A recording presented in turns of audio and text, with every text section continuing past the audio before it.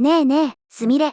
今日はどんな話題について話していくと？葵、今日はね、次期ジェームズ・ボンドのキャスティングをめぐる議論と、ハリウッドのポリコレ問題の話題についてよ。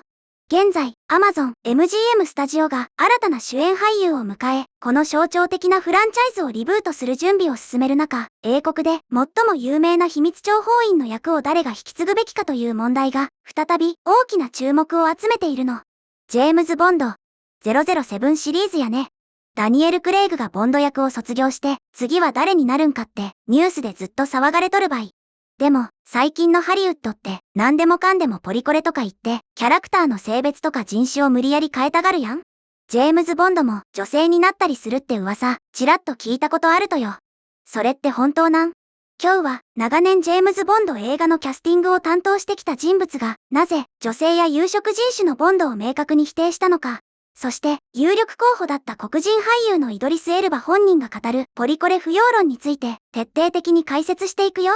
この問題は、ただの映画の配役の話にとどまらず、ハリウッドが原作をどう扱うべきかという非常に重要なテーマになっているの。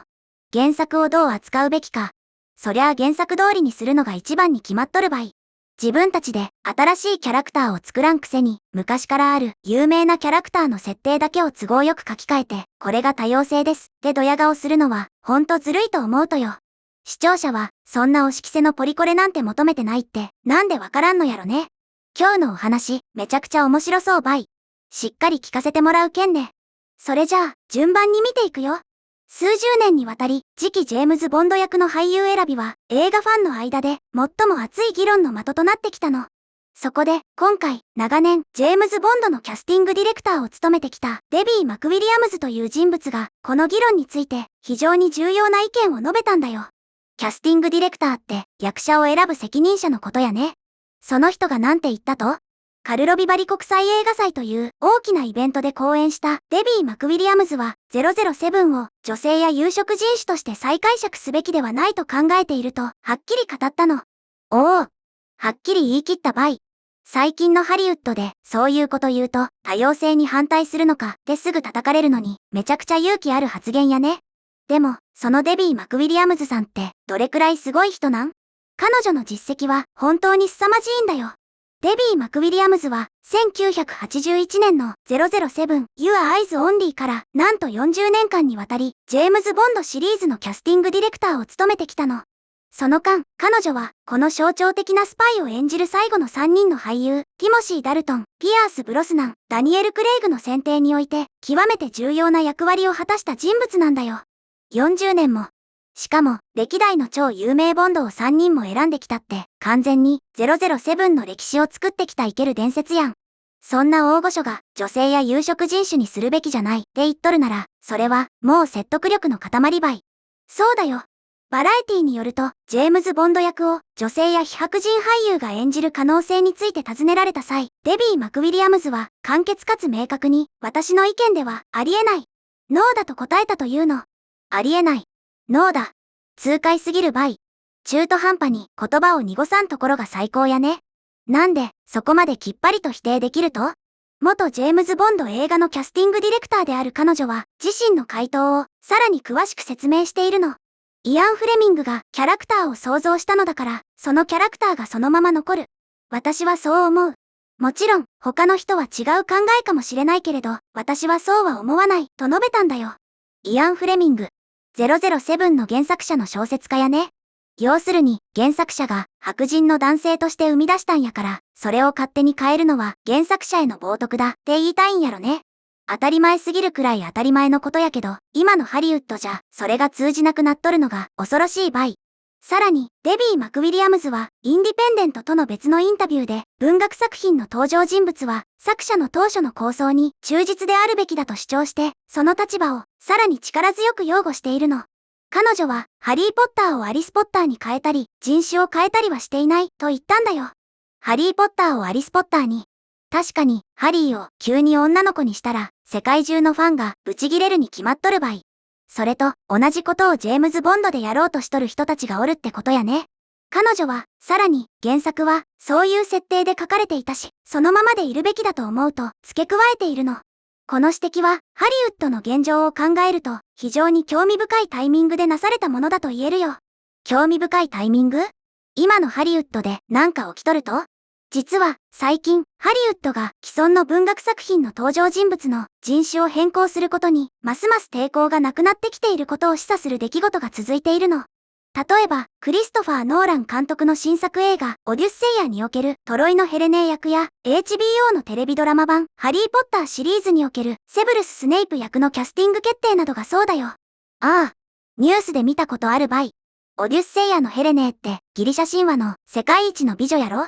それを黒人の女優さんが演じることになって大炎上しとったやん。それに、スネイプ先生も人種が変わるかもしれんって噂になっとったやん。それは原作ファンからしたら複雑な心境ばい。こうした原作キャラクターの人種変更という最近の傾向を受けて、一部のファンは Amazon、MGM スタジオがいずれジェームズ・ボンド役でも同様のことをするのではないかと推測して深く懸念しているんだよ。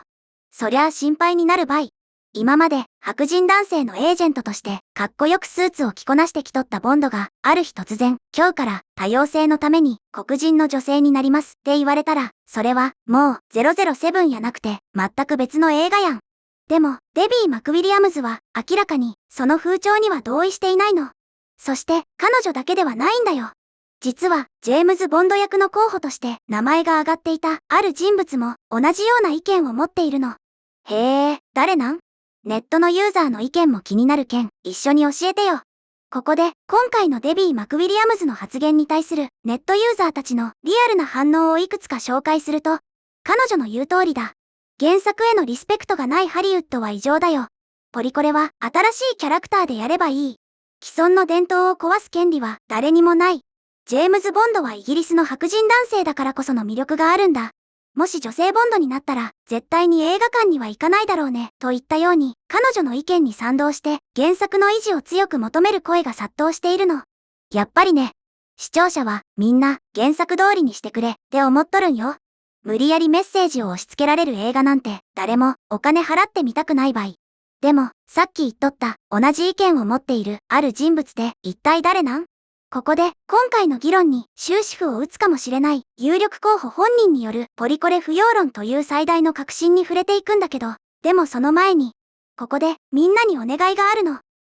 いつものやつやね。もしこの動画が面白いなって思ったら、ぜひチャンネル登録とグッドボタン、高評価を押してね。うちからもここまでの話が面白い。ハリウッドのポリコレ押し付けにはうんざりばい。と思ったら、ぜひチャンネル登録とグッドボタン、高評価をお願いするばい。みんなの応援が、うちら、すみれとあおいが動画を作る一番のエネルギーになるけんね。ポチッとよろしく頼むばい。それじゃあ、続きを話していくよ。デビー・マクウィリアムズの発言は、実は、ダニエル・クレイグの公認候補として、長年、最も頻繁に名前が挙がっていた、ある俳優の発言と完全に共通しているの。その俳優とは、イギリスの有名な黒人俳優である、イドリス・エルバなんだよ。イドリス・エルバ。めっちゃかっこよくて渋い俳優さんやん。確かに、初の黒人ボンド誕生か。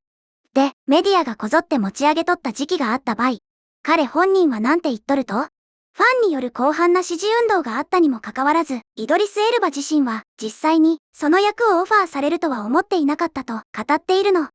それは現実的ではないと常に感じていましたとイドリス・エルバは語ったんだよ。本人はめちゃくちゃ冷静やったんやね。周りが勝手に騒いどるだけで俺がボンドになるわけないやんって分かっとったんや。なんで現実的やないって思っとったと？イドリス・エルバはこう続けているの。ジェームズ・ボンドが今の姿に描かれたのには理由があるのですと。うわぁ。当事者である黒人俳優の口からボンドが白人の男であるのには理由があるではっきり言うのめちゃくちゃ重みがあるばい。私を黒人ボンドにしてって言えば話題にもなるしお金も稼げるのに作品の本質を理解してリスペクトしとるんやね。かっこよすぎるばい。批評家たちはキャスティングの決定の中には観客にメッセージを送るためのもの、つまりポリコレ的な主張を含めるためのものもあると主張しているの。でも、イドリス・エルバは、ジェームズ・ボンドシリーズは、アドベンチャー、冒険とエスケープ、現実逃避に焦点を当てた時に、最も成功すると考えているんだよ。アドベンチャーとエスケープ。まさに映画の醍醐味たい。日々のストレスを忘れて、スパイのド派手なアクションを楽しむためのエンターテインメントやもんね。イドリス・エルバは、さらに踏み込んでこう語っているの。ボンドは非現実的な存在だから、少し現実味を持たせるのはいいことだが、ポリコレに走ろうとするのはやめようと。ポリコレに走ろうとするのはやめよう。イドリス・エルバ、最高倍。多様性を押し付けたがるメディアや批評家たちにこれ以上ない強烈なカウンターパンチやね。彼はさらに、ボンドの本質であるエスケープに忠実であるべきだと思う。世間の好みに合わせようとするのではなく、ただボンドらしくあるべきだと語ったんだよ。感動したバイ。世間の好みとか、一部のうるさい活動家の声に流されるんやなくて、ボンドはボンドらしくあれて、これぞ真の映画愛やね。こういう素晴らしい考えを持っとる俳優さんがおるなら、ハリウッドもまだ捨てたもんじゃないかもしれんばい。デビー・マクウィリアムズは、すでにシリーズから引退していて、次期ジェームズ・ボンドのキャスティングには一切関わっていないの。でも、長年シリーズを支えてきた彼女の意見は、依然として、業界内で大きな影響力を持っていると言われているよ。そりゃ相対。40年もジェームズ・ボンドを見守ってきたお母さんみたいなもんやけんね。じゃあ、結局のところ、次のジェームズ・ボンドは、どんな人が選ばれるべきって彼女は言っとると？次に、誰が殺しのライセンスを与えられるべきかという質問に対して、彼女は、インディペンデントに、彼が完全な謎めいた存在であり続けることが、絶対に不可欠だと答えたの。彼女は、すでに名の知れた有名人を起用するのではなく、あまり知られていない俳優が、その役を演じるのを望んでいるんだよ。謎めいた無名俳優。なるほどね。すでに色がついてしまっとる大スターやったら、あの映画のあいつやんってなって、ジェームズ・ボンドとしての没入感が薄れてしまうけんね。ダニエル・クレイグが選ばれた時も、最初はそこまで超有名じゃなかったし、金髪のボンドなんてありえないって叩かれとったけど、結果的に大成功したもんね。カルロ・ビバリの聴衆に向けて講演したデビー・マクウィリアムズも、適切なジェームズ・ボンドを見つけることは、決して容易なことではないと認めているの。決まったルールはありません。率直に言って、条件に合う人なら誰でもいいんです。監督やプロデューサーによっても違いますと、彼女は語ったの。条件に合う人なら誰でもいい。でも、その条件の中には、イアン・フレミングが作った原作の姿っていう絶対的なベースがあるってことたいね。最後に、彼女は、そしてご存知の通り、状況は劇的に変化しようとしています。それしか言えません。お金を払って見に行くかどうかは、まだわかりません。でも、その質問に簡単に答えられるものではありませんと述べて講演を締めくくったんだよ。状況は劇的に変化しようとしている。意味深な言葉ばい。アマゾンが制作スタジオを買収したことで、これからのジェームズ・ボンドがどうなっていくのか、ファンとしては期待と不安が入り混じるね。でも、デビー・マクウィリアムズさんやイドリス・エルバみたいな作品の魂を理解しとる人たちの声がある限り、ジェームズ・ボンドがただのポリコレの道具にされることはないと信じたいばい。本当にそうだね。映画は誰かにメッセージを押し付けるためのものじゃなくて、観客を楽しませる最高のエスケープ、現実逃避であってほしいよね。次期、ジェームズ・ボンドが一体誰になるのか、そしてその決定が世界にどんな衝撃を与えるのか、これからも目が離せないよ。うちもかっこいいスーツを着た新しい白人男性のジェームズ・ボンドがアストン・マーティンに乗ってスクリーンで大暴れする日を首を長くして待っとくばい。ということで、今日は次期ジェームズ・ボンドのキャスティングとハリウッドのポリコレをめぐる議論という話題について見てきたけど、みんなはどのように思ったかな？今回の動画の感想は下のコメント欄で教えてね。もし、この動画が役に立ったと思ったら、高評価とベルマーク。チャンネル登録まだの方は、チャンネル登録もよろしくお願いします。では、また次回の動画でお会いしましょう。すみれの最新動画は左、おすすめ動画は右です。どちらも見てくれると嬉しいな。